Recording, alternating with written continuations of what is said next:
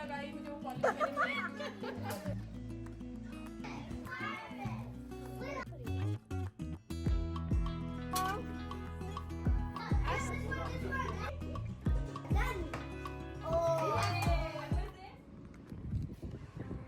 बिस्मिल्लाहिर्रहमानिर्रहीम, अस्सलाम वालेकुम। क्या हाल है आप सबकी? उम्मीद है सब खैरियत से होंगे, खूब मज़े में होंगे और इन्जॉय कर रहे होंगे। और जनाब देखिए, एक तरफ कितने काले बादल हैं और पीछे जो है वो चमचमाता हुआ सूरज है ना। मज़े की बात।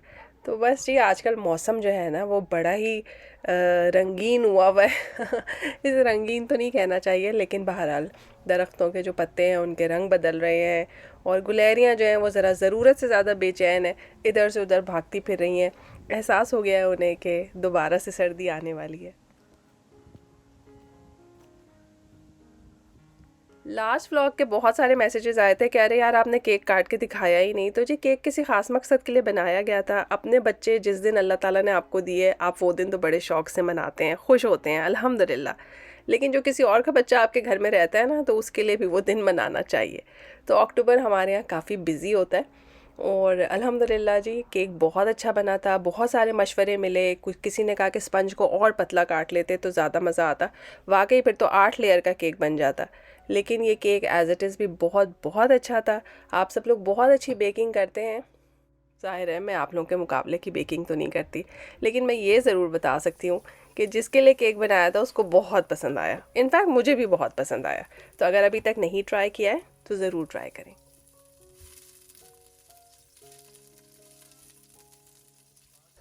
और जी हम आ गए हैं किचन में और आप देख रहे हैं कि ऑयल को गरम किया है और चॉप्ड गार्लिक है, ठीक है। उसको मैंने जो है वो थोड़ा सा सॉटे कर लिया है, इन्फ्यूज़ हो जाएगा, अच्छी सी खुशबू आने लगेगी।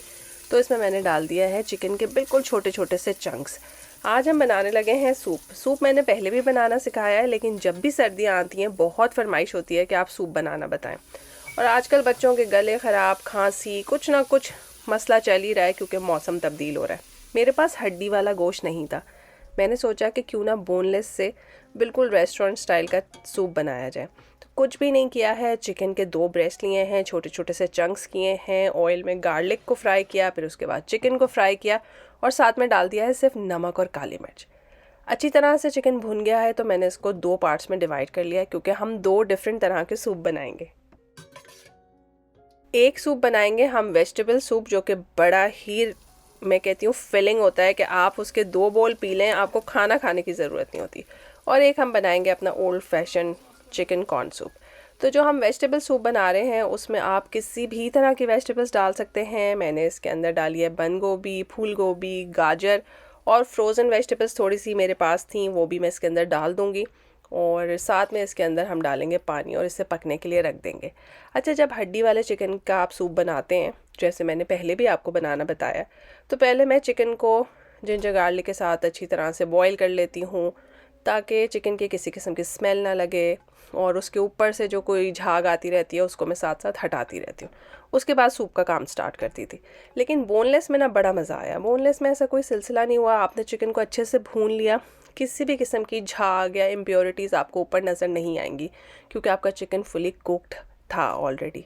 है ना मज़े की बात। बहुत जल्दी बनता है, बहुत अच्छा बनता है। तो पहले सूप में वेजिटेबल्स डाल के उसे ढक के रख दिया है ताकि वो अच्छे से बॉईल हो जाए। और दूसरे सूप के अंदर मैंने सिर्फ और सिर्फ कॉर्न्स डाले हैं और पानी डाला है और इसको मैंने उबलने के लिए रख दिया है। आप ये देखिए, यहाँ पे मैं एक चिकन ब्रेस्ट को बॉईल कर रही थी। जब भी चिकन को बॉईल करते हैं तो ऊपर से इस तरह से झाग आता है जिसकी मैं बात कर रही थी, और इसको हटाना बहुत ज़रूरी होता है। लेकिन जिस तरह से आज मैंने सूप बनाया है ना, ये वाला काम करने की ज़रूरत ही नहीं पड़ी। बड़ी मुझे खुशी हुई, यकीन माने बहुत सहूलत से बहुत अच्छा सूप बन गया। हाँ, बहुत से लोग ज़रूर ये कहेंगे कि असल ताकत तो हड्डी में होती है। अब वो हड्डियाँ थी नहीं ना, तो अब मैं क्या कौन सी हड्डी डाल देती। तो जो मौजूद था उसी से बहुत अच्छा सूप बना।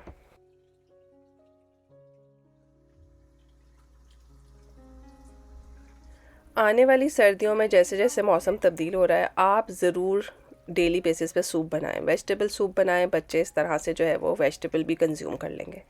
जब सब्जियां अच्छी तरह से गल गई तो मैंने इसके अंदर हॉट सॉस डाल दिया, थोड़ा सा सोया सॉस डाल दिया। बिल्कुल एंड में मैंने इसके अंदर ब्रोकली और कैप्सिकम डाले, क्योंकि ये ग्रीन वेजिटेबल्स बहुत जल्दी जो है ना वो मुरझा सी जाती हैं।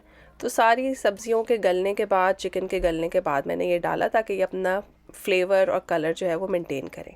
अब आप चाहें तो इसको एज़ क्लियर सूप भी पी सकते हैं। दोनों के दोनों सूप इस तरह से भी पिए जा सकते हैं और बहुत अच्छे रहेंगे। लेकिन चूँकि हमारे बच्चों को तो ज़रा गाढ़े सूप पीने की आदत है, और हम भी ज़रा सूप उसी स्टाइल में पीने पसंद करते हैं ना, जैसे बचपन में होटलों में जाके पिया करते थे। तो इसके अंदर आप कॉर्नफ्लावर डाल दीजिए। कॉर्नफ्लावर पानी में अच्छी तरह से घोल के थोड़ा थोड़ा सा डालें, हिलाते रहें। मैं सजेस्ट करूँगी कि बहुत ज़्यादा गाढ़ा मत करें, क्योंकि जब सूप ठंडा होता है ना तो फिर और भी गाढ़ा हो जाता है।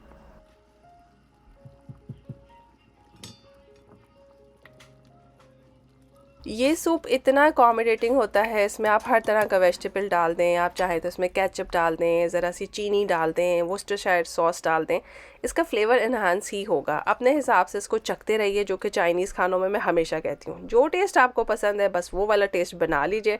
और एंड में जब चूल्हा बंद कर दें तो एक अंडा अच्छी तरह से फेंट के डाल के छोड़ दीजिए। तो बस ज़बरदस्त किस्म का मिक्स वेजिटेबल सूप बन गया है। ये स्वीट था, ये सावर था, और ये बिल्कुल ऐसा है कि जैसे आप एक फुल मील खाते। और ये वाला सूप बना था हमारे बीमार बच्चों के लिए, जिनके गले ख़राब हो रहे थे, जिन्हें खांसी हो रही थी। तो उनके लिए मैंने प्लेन चिकन कॉर्न सूप बनाया, और ये भी बहुत अच्छा बना था। इसमें भी आप कॉर्नफ्लावर की स्लरी डालें। जैसे ही ज़रा सा गाढ़ा हो जाए, आपने जो है वो इसके अंदर अंडा डाल देना है। अच्छा, कॉर्नफ्लावर डाल के बेहिसाब बेशुमार पकाने की ज़रूरत नहीं होती, जो कि हमारे बचपन में कॉन्सेप्ट होता था कि कच्चा कॉर्नफ्लावर मुंह में आएगा। नहीं आता। अच्छे से घोल के डालें, एक दो बॉयल आ जाएं तो बस उसका टेस्ट चला जाता है। बस उसको बंद कर दीजिए और उसमें फेंटा हुआ अंडा डाल दें। दोनों तरह के मज़ेदार सूप तैयार हो गए। अब आपने सर्दियों में ना लाजमी ये बनाने हैं, कंज्यूम करने हैं। मुझे भी बताना है कि कैसे रहे, और इसके अलावा कोई मज़े के सूप आप बनाते हैं तो रेसिपी ज़रूर शेयर करें मेरे साथ। आपको पता है 19B सूप मोर और लेस ऐसा वेजिटेबल सूप जैसा ही होता है। आप उसमें प्रॉन भी थोड़े से फ्राई करके डाल दीजिए तो आपका सी फूड वाला 19B बन जाएगा, करीब करीब ऑलमोस्ट वही। और उसके ऊपर आप उबला हुआ अंडा उसको क्रश करके वो आप गार्निश कर सकते हैं, और मिर्चों वाले स्लिम्स या वो फिंगर चिप्स जो मिलते थे वो ऊपर से डाल के गार्निश करके आप सर्व कर सकते हैं। अगर दावतों में मैं बनाऊं तो मैं इसी तरह से सर्व करती हूँ, उबला हुआ अंडा क्रश करके या चिप्स डाल के। तो आपने भी अगर दावत में बनाना है तो लाजमी ऐसे ही सर्व करें। इनफैक्ट मेरी किसी दावत में है ये वाली वीडियो जिसमें मैंने इस तरह से सूप को सर्व किया था, और लोग बहुत पसंद करते हैं। यकीन माने खाने से ज़्यादा लोग सूप शौक से पीते हैं।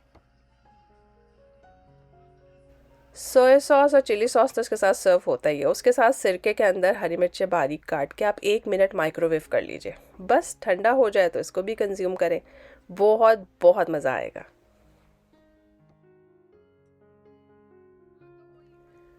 आज का व्लॉग उन तमाम ख़वातीन के लिए बड़ा ही मज़ेदार होने वाला है, इन्फॉर्मेटिव होने वाला है, जिनके घर में छोटे बच्चे हैं या फिर बच्चे बोर होते हैं, अकेले होते हैं। ऑब्वियसली मैं उनको नहीं कह रही कि जो फैमिलीज़ के साथ रहते हैं, हम जैसे लोग जिनके बच्चे अकेले होते हैं। और मुझे तो ये प्रेशर अब बहुत फ़ील होने लगा है।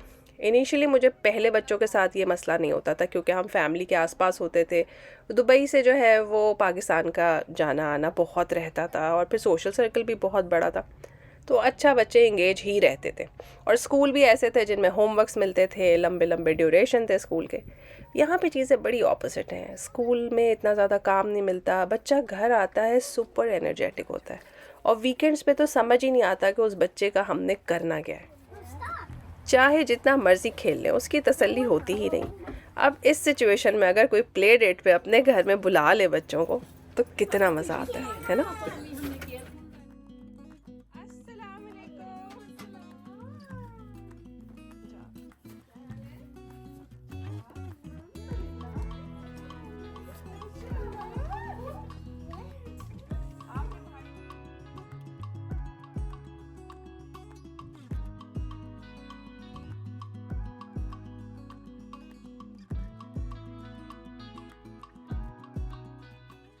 और जी माशाल्लाह हम खैर से एंटर हो गए घर में और उन्होंने इतना प्यारा सेटअप किया हुआ था प्ले डेट के लिए। मेरे माइंड में था कि बच्चे खेलेंगे कूदेंगे और इन्जॉय करेंगे, लेकिन उन्होंने इतनी अच्छी एक्टिविटीज़ रखी हुई थी।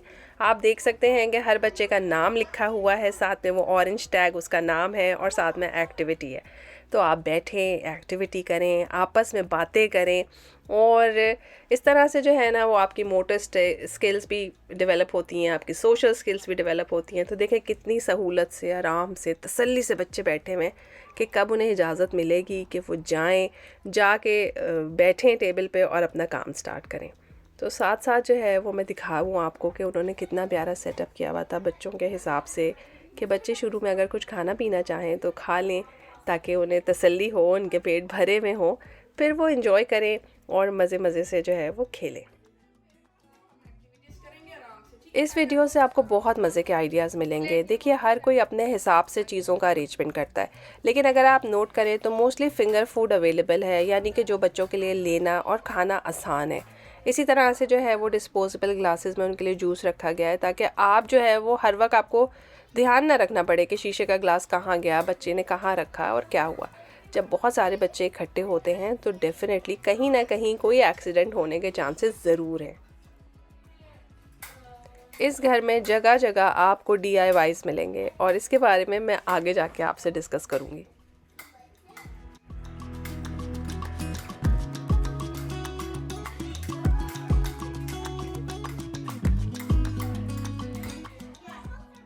जब इस तरह की प्ले डेट एक्टिविटीज़ में मदर्स भी इन्वॉल्व होती हैं तो वो बहुत सारी चीज़ें ऑब्जर्व करती हैं, देखती हैं कि उनके बच्चे में कौन सी पॉजिटिव ट्रेट्स हैं और कौन सी नेगेटिव। यहाँ पे मैंने एक बात नोट की कि हुसैन बड़े शौक से बता रहा था कि मेरे पास ब्लू है, मगर उसकी फ्रेंड ने कहा कि मुझे ब्लू चाहिए और रेड नहीं, तो उसने बहुत कंफर्टेबली उसको उसके साथ स्वैप कर लिया।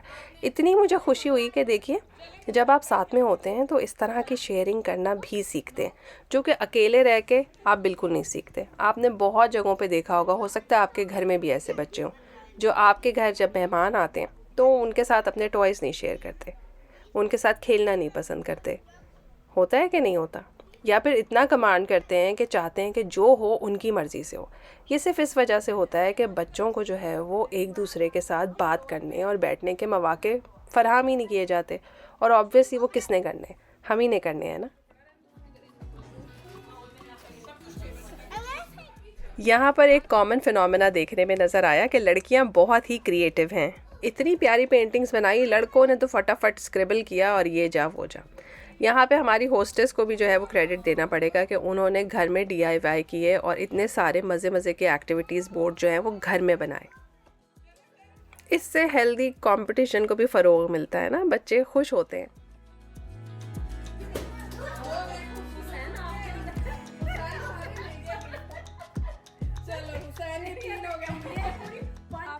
याद रखें बच्चों को ना एक ही लाठी से नहीं हाँका जा सकता। अब आप लोगों को पता है मेरे पास डिफरेंट साइज़ में पब्लिक अवेलेबल है, तो जो शुरू वाले लोग हैं वो तो बिल्कुल ही डिफरेंट है, मगर जो आखिर के बच्चे हैं वो मैं कहती हूँ बस उनका एक्सपोजर डिफरेंट है, उनका मिलना जुलना, उनका उठना बैठना, उनका TV टाइम एकदम डिफरेंट है। और ऊपर से रही सही कसर हम पूरी करते हैं कि हम उन्हें अपने ख़ानदान से दूर लेकर आ जाते हैं और यहाँ पे उनको चीज़ें सिखाने के लिए बहुत सारे बुज़ुर्ग और बड़े मौजूद ही नहीं होते।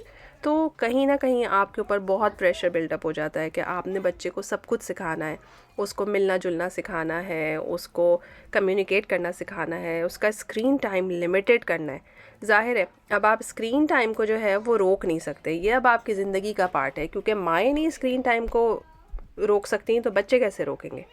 लेकिन आपको उन्हें अच्छा जज बनाना है, उन्हें अवेयर करना है कि कौन सी चीज़ उनके लिए अच्छी है और कौन सी बुरी। और उनके साथ जब दूसरी एक्टिविटीज़ करेंगे ना, जैसे देखें बच्चों को ब्लॉक्स दे के बिठा दिया तो लड़के उसमें खुश हो गए, और लड़कियां उनके अंदर तो बस इनबिल्ट टेंडेंसी होती है ना ग्रूमिंग की, तो अब अपने ऊपर देखिए फेक नेल्स लगा रही हैं। और इतनी प्यारी ये एक्टिविटी है कि अगर आपके घर में छोटी बच्चियां और आप उनके साथ करेंगे आपको बहुत बहुत मज़ा आने वाला है। साथ साथ मैं आपको दिखा रही हूँ कि हमारी चाय की चाह जो है ना वो अपनी जगह पे है। तो जी चाय बन रही है और जब तक चाय पकती है तो हमने सोचा कि सारे बच्चे जो हैं वो सुकून से कहीं बैठ जाएं। लड़के ब्लॉक्स के साथ लगे हुए थे, लड़कियों ने हाथ में नेल्स लगा लिए थे, अब उनका स्पा ट्रीटमेंट हो रहा था।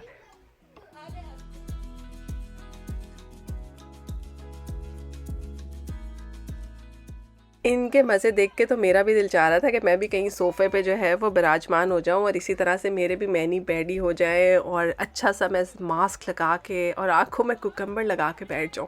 इन बच्चियों की आँखों में कुकम्बर लगाए, थोड़ी देर बाद नोटिस किया तो वो उनको निकाल के खा रही थी। कितनी मज़े की बात है। मुझसे अभी भी अपनी हंसी कंट्रोल हो नहीं रही है। आजकल की दुनिया इतनी मुश्किल हो गई है, अगर अपने घर में बच्चों को पैम्पर करेंगे तो उनमें हिम्मत पैदा होगी कि बाहर की मुश्किलात का सामना कर सकें, है ना। आजकल लोगों में पेशेंस कम है, टॉलरेंस कम है, ज़रा सी बात पे भड़क जाते हैं, गुस्से में आ जाते हैं। आपके बच्चों ने बहुत कुछ फेस करना होता है जब वो घर से बाहर जाते हैं, तो घर के अंदर ही बहुत प्यारा उन्हें ट्रीट करें। अल्लाह ताला ने आपको ये नेमतें अता फ़रमाई हैं। अल्लाह ताला हम सबको तौफ़ीक दे और आसानी दे कि अपनी इस्तिताअत के हिसाब से, अपनी तौफ़ीक के हिसाब से हम इनके साथ बहुत अच्छा सलूक कर सकें और अच्छी तरबियत कर सकें, ताकि ये हमारा हाथ पकड़ के हमें जन्नत में ले जाए। आमीन सुम आमीन।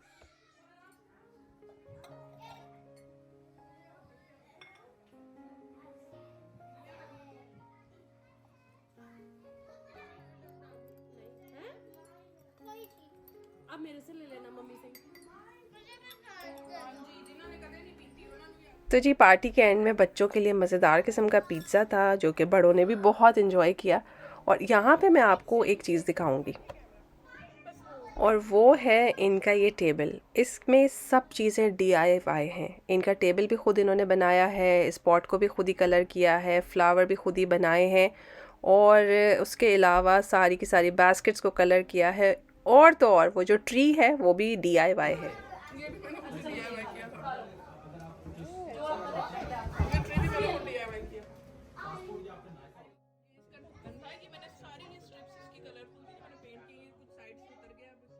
और जी अगर आपको भी DIYs का शौक़ है तो इस चैनल को ज़रूर एक दफ़ा विज़िट करें। और जी अल्हम्दुलिल्लाह बहुत अच्छा टाइम गुज़रा, बच्चों को मज़ा आया और हमारे मेज़बानों का बहुत बहुत शुक्रिया, अल्लाह में उनको जज़ाए खैर दे। और तमाम मेहमानों का भी शुक्रिया जिनकी मौजूदगी में हमें बहुत मज़ा आया। तो यहाँ खिड़की में एक लोनली डॉगी जो है वो पता नहीं किसका इंतज़ार कर रहा था। तो अल्हम्दुलिल्लाह जी आज का व्लॉग यहीं पे ख़त्म करते हैं। और याद रखें कि ज़िंदगी बड़ी मुश्किल हो गई है और ज़बानें जो हैं ना वो बड़ी तकलीफ़ पहुंचा सकती हैं। तो अल्लाह ताला हम सबको तौफ़ीक दे कि हम अपने आप पे कंट्रोल रख सकें और हमारी ज़ात से किसी को कभी कोई तकलीफ़ ना पहुंचे। फिर मिलेंगे एक नए मज़ेदार से व्लॉग में। तब तक के लिए अल्लाह हाफ़िज़।